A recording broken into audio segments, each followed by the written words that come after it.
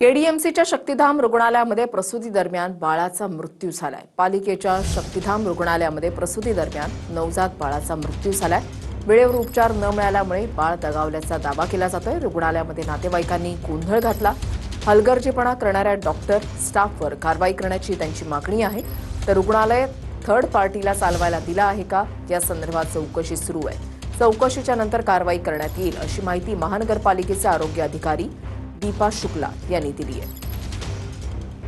9 बजे चेक करना है, तभी अच्छा था बच्चे का हार्ट। उसके बाद से उन लोग ने चेक करने आए नहीं, खाना खाने चले गया। कोई बाहर घूम रहा है, कोई इधर घूम रहा है। डायरेक्ट 1 बजे आए। मेरे बच्चे का इंसाफ मुझे मिलना चाहिए, बाकी कुछ नहीं। त्यांना सेवा देण्यासाठी कुठेतरी हरगर्जीपणा झालेला आहे।